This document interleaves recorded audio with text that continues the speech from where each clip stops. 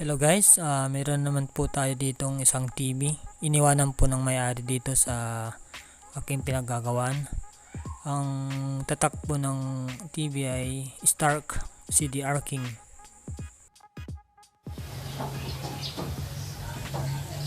Okay guys, titest natin to. So ngayon guys, sasaksak ko na po. Titignan natin guys kung wala ba talaga siyang display. Sabi kasi ng may-ari guys, may sound naman siya pero wala pong tao, wala pong display. Tignan na lang natin guys.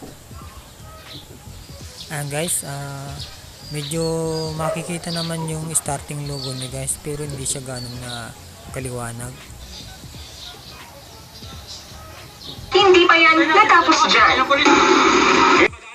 Yun na nga po guys, may tunog na po siya, pero ganun pa rin, wala pa rin pong lumalabas na display. So confirm po guys, talagang ganun po ang sira, walang display, saka meron naman po siyang sound. So guys, tara buksan na natin to. This is XANXAI TV. Welcome to our channel guys. If you are a new visitor here, please click subscribe button to update you to our new videos. We hope this will help you to learn and have an idea. Enjoy your watching. Yeah.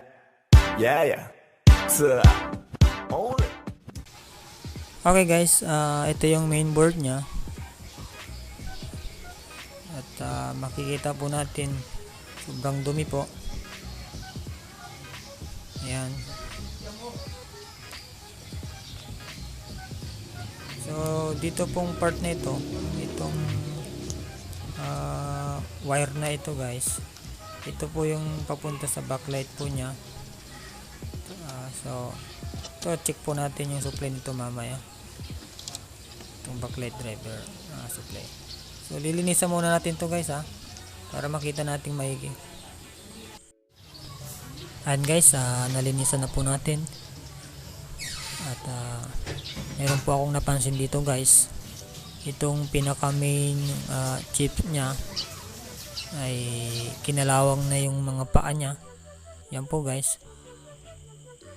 So sinabihan ko po yung may-ari niyan na medyo alanganin na po yung board nya, sana tumagal na lang, sabi ko. So ayan guys, na nilinisan ko na rin po yung paa nya at medyo nabawasan yung kalawang. Ayan guys. Ngayon guys, punta naman po tayo dito sa voltage checking. I-check po natin yung supply po ng backlight driver po natin, no? Baka po kasi wala na pong supply. Bago natin i-check yung backlight natin, ito muna ang gagawin natin guys. I-check natin yung supply ng backlight driver. Yan guys, nakasaksak na po yan guys. Lagyan na lang po natin ng para po marinig po natin yung sound, para makita natin kung nakaswitch talaga. So, siksikan ko na lang po ng lead wire.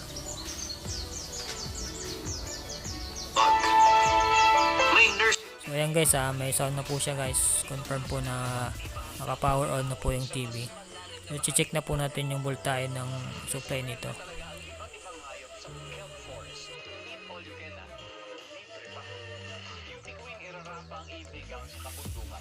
Ayan guys, meron naman pong supply po yung backlight driver niya guys. Double check po natin guys, no?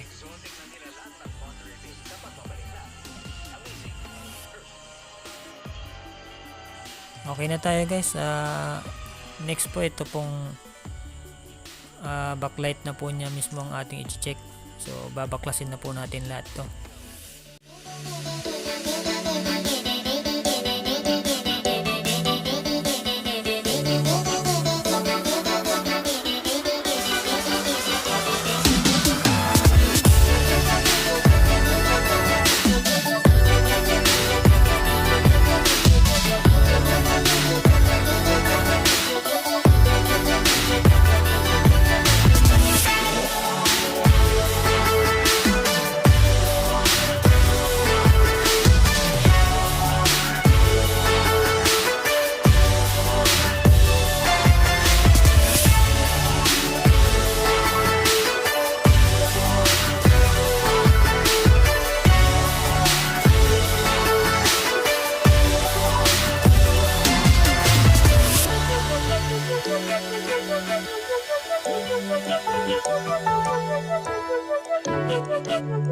Double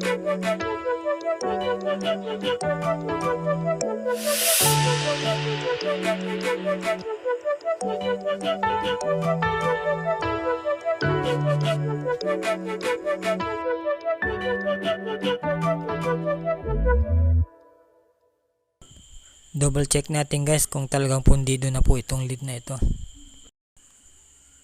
So ito guys, pundido nga itong dalawang ito. At yan lang po ang ating papalitan. So ito po yung ikakabit po natin dyan guys, no? So hindi po natin papalitan ng buo yan guys. So dalawang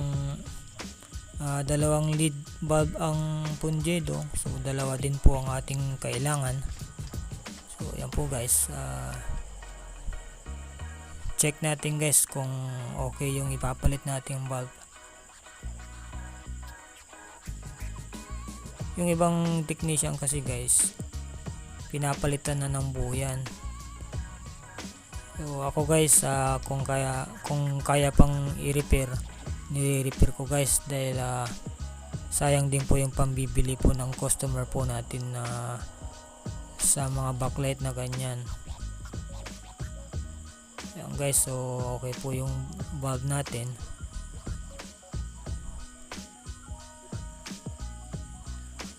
Yan, confirm po guys, pundido talaga.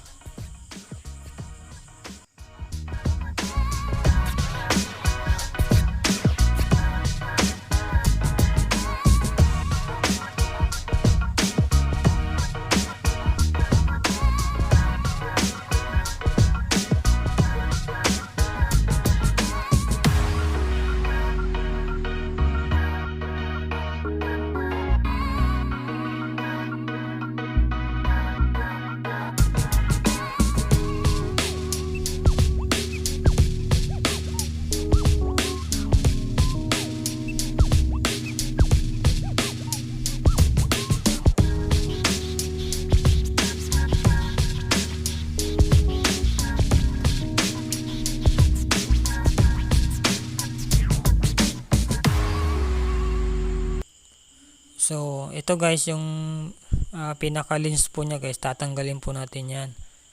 Tapos ipapalit natin yung manggagaling dito sa sa original na backlight po niya. So para maging pareho po yung ilaw po niya guys pagka kinabit na natin.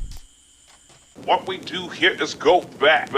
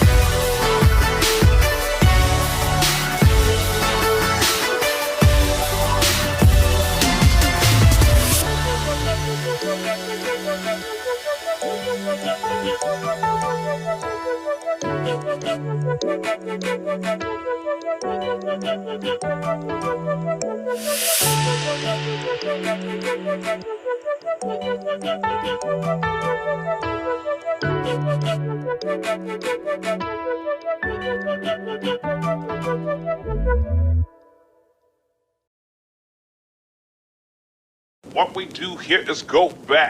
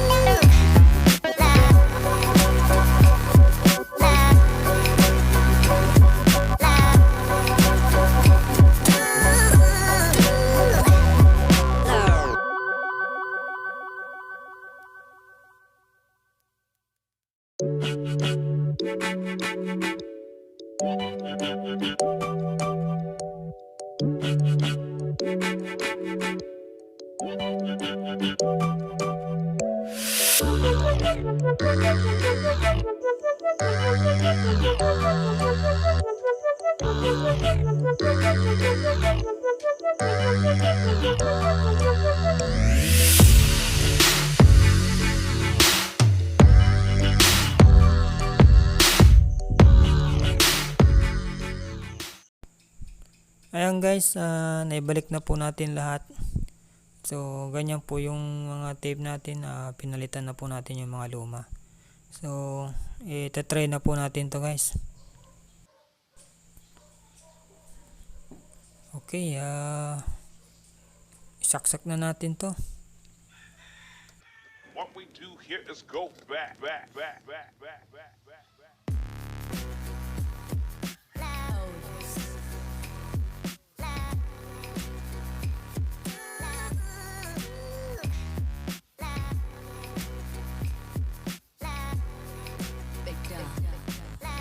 Okay na guys, sana nakatulong po yung video na ito at nagkaroon po kayo ng mga ideya. At sa mga bago sa channel ko, please po subscribe na lang po tayo para lagi po tayong updated sa mga bago kong i-upload na video. So yun po guys, salamat po ulit. God bless po sa lahat.